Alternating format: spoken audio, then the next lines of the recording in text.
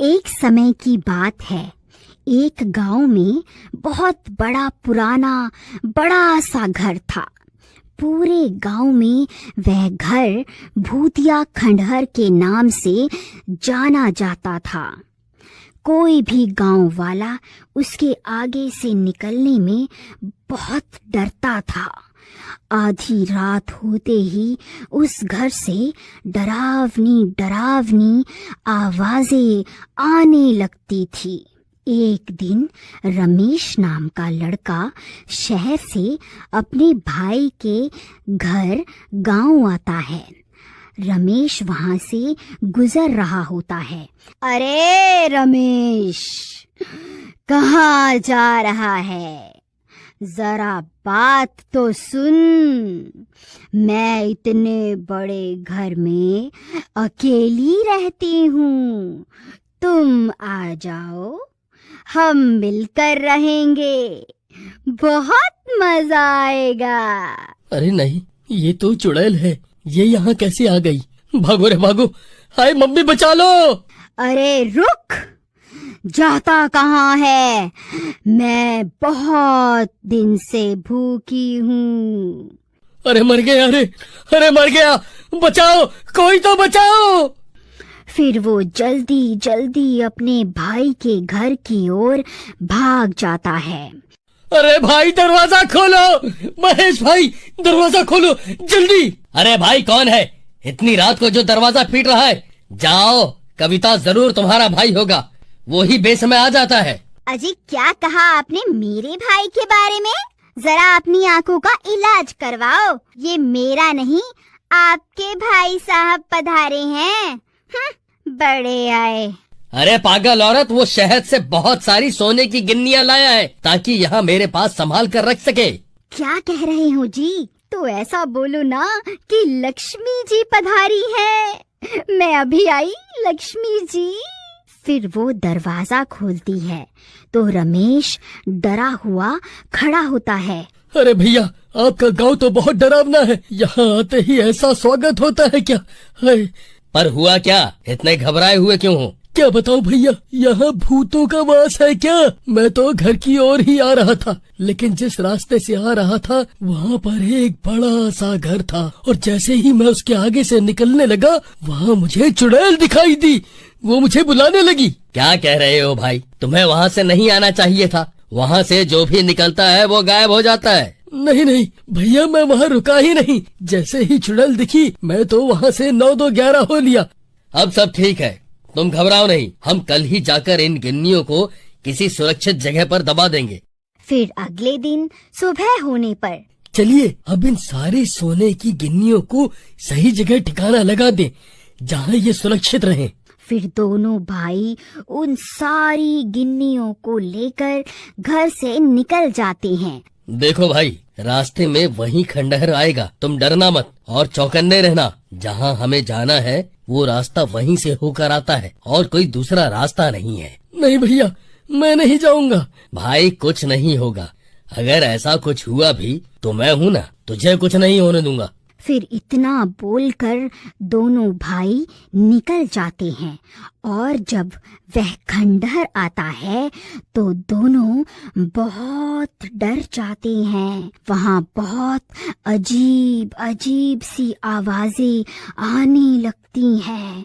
भैया, मुझे तो डर लग रहा है। कौन हो तुम दोनों? अब तुम दोनों नहीं बचोगे। हा हा हा हा हा हा। भैया, अब हम क्या करेंगे? ये चुड़ैल तो हमारे सामने ही खड़ी है। तुम डरो मत, मैं तुम्हें कुछ नहीं होने दूंगा। तुम मेरे पीछे आ जाओ। फिर चुड़ैल महेश को अपने मुंह में निगल लेती है। भैया नहीं, भागो यहाँ से, नहीं तो ये चुड़ैल मुझे भी खा जाएगी। मुझे किसी की मदद लेकर आना होगा। फिर वो भागकर वापस गांव जाता है। भाभी, दरवाजा खोलिए भाभी। अरे रमेश, तुम वापस भी आ गए? तुम्हारे भैया कहाँ हैं? नहीं भाभी, बहुत बड़ी गड़बड़ हो गई। वो खंडहर वाली चुड़ैल भैया को साबुत ही निगल गई। क्या? ये तुम क्या कह रहे हो? नहीं, ऐसा नहीं हो सकता। भाभी, मैं सच कह रहा हूँ, मेरे सामने ही वो चुड़ैल भैया को निकल गई। मैं किसी तरह भाग आया ताकि मदद लेकर आ। फिर कविता घर के अंदर जाती है और सोचने लगती है कि अब क्या करें। इतने में रमेश कुछ गांव वालों को भी इकट्ठा कर लेता है। फिर कविता, रमेश और सब गांव वाले उसी खंडहर के पास जाते हैं। अरे ओ चुड़ैल, बाहर निकल, मेरे पति को खा गई। हिम्मत है तो बाहर निकल।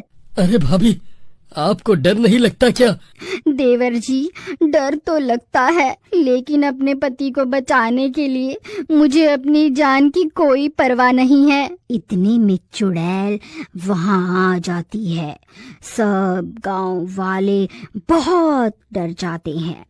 आई मम्मी, बचा लो, अभी तो मेरी शादी भी नहीं हुई। अरे कविता बहन, आपके तो पति के पेट में है, आप भी अंदर चली जाओ। दोनों साथ में खुशी खुशी अंदर रहना, मजे करना। मैं मरना नहीं चाहता। भाभी जी नमस्ते, मैं जा रहा हूँ। ये तो बहुत खतरनाक दिखती है, भागो रे यहाँ से, अपनी जान बचाओ। बेकार में इनके साथ आ गए। डरपोक कहीं का, चल भाग यहाँ से। फिर सब गांव वाले डर के मारे वहां से भाग जाते हैं। अरे रुको डरपोक गांव वालों, कहाँ भाग रहे हो? ए चुड़ैल, उन्हें छोड़, इधर देख, मैं यहीं खड़ी हूँ। मैं तुझसे नहीं डरती, समझी ना?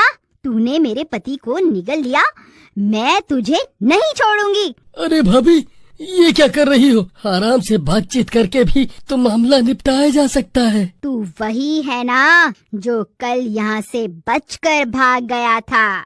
उसे छोड़, पहले मुझे खा के तो दिखा जरा। देवर जी, आप दूर हट जाइए।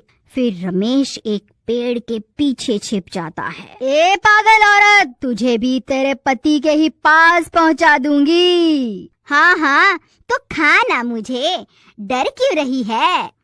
फिर उस चुड़ैल को बहुत गुस्सा आ जाता है और वो कविता को भी मुंह में डालकर निगल जाती है।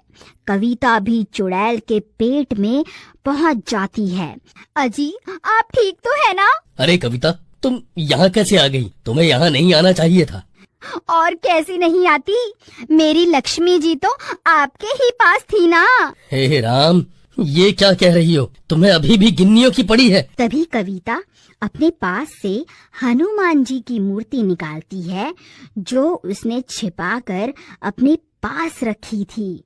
हे पवन सुत हनुमान, हे बजरंग बली, हमारी रक्षा करो। मैं आप पर ही विश्वास करके इस चुड़ैल के पेट में आ गई। बस आप ही रक्षा कर सकते हो। जय बजरंग बली। हाँ कविता, ये तुमने ठीक किया। अब तो इनका ही सहारा है। बजरंग बली की जय हो, पवन सुत हनुमान की जय हो, सियापति रामचंद्र महाराज की जय हो। इतना बोलते ही हनुमान जी की मूर्ति से प्रकाश निकलने लगता है और वह मूर्ति कविता के हाथ से निकलकर बड़ी होने लगती है। अरे, ये मुझे क्या हो रहा है? मर गई रे।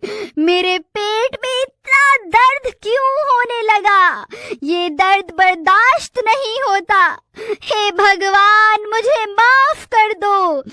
जैसे जैसे मूर्ति बड़ी होने लगती है, वो चुड़ैल भी अपना शरीर बड़ा करती जाती है। फिर हनुमान जी की मूर्ति और बड़ी होने लगती है और वो इतनी बड़ी हो जाती है कि चुड़ैल का पेट ही फट जाता है और ऐसे ही उसका अंत हो जाता है और मूर्ति फिर से छोटी होकर कविता के हाथों में आ जाती है।